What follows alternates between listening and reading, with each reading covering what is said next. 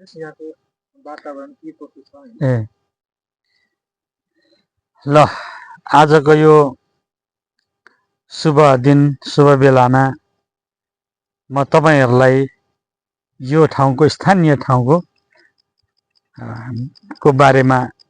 परिचय दिँदैछु र यो जुन हामीले अहिले हेरिरहेका छौं देखिरहेका छौं दृश्यावलोकन गरिरहेका छौं यो चाहिँ माथि माथि जुन बाफ देखिएको छ यो बाफ बढेर अहिले झाकेको छ यो माथि चाहिँ याङयाङ बजार छ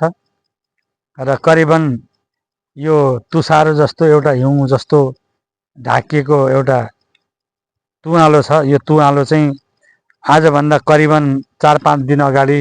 पानी परेको कारणले गर्दाखेरि तल गर्मी भएर माथि बाफ उडेको र 4-5 दिनदेखि नै पानी परिरहेको छ सिमसिमे पानी अनि पानी परिरहेको छ कहिले राति पर्छ कहिले दिउँसो पर्छ र अहिले चाहिँ सूर्य भगवानले सूर्यले पनि दर्शन दिएर हामीलाई उज्यालोमा परिणत गर्नुभएको छ र जुन हामी देख्दै छौं यो तल्लो भेग तल्लो बरम हो र वास्तविक माथिल्लो बरम हो र अगाडि देखेको जुन छ त्यो चाहिँ कालु डाँडा हो यो कालु डाँडामा चाहिँ हामीले एक दुईवटा घर हरियो देखिन्छौं कुनै रातो देखिन्छौं कुनै टिन लगाएको देखिन्छ यहाँबाट करिबन 1-2 किलोमिटर पर छ र यो अवस्थामा हामी माथिबाट सरसर्ती प्रवेश गर्दाखेरि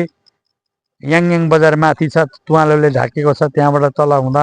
तल आउँदाखेरि चाहिँ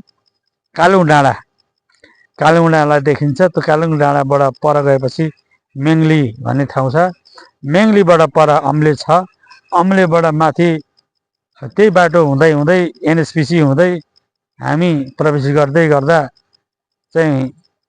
बर्मेक भन्ने फाटक पुगिन्छ त बर्मेक फाटक रेसेबाट हामी सिधै सिङताम यो टिस्टाको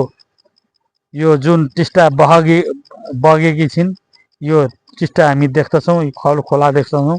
यो खोलालाई हामी टिस्टा भन्दछौं र यो टिस्टा बग्दै बग्दै गएर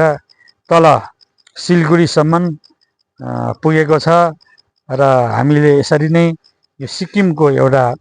भौगोलिक वातावरण हेर्दाखेरि हरियाली हरियोवन सिक्किमको धन भन्ने छ जुन एउटा जुन उद्घोषक छ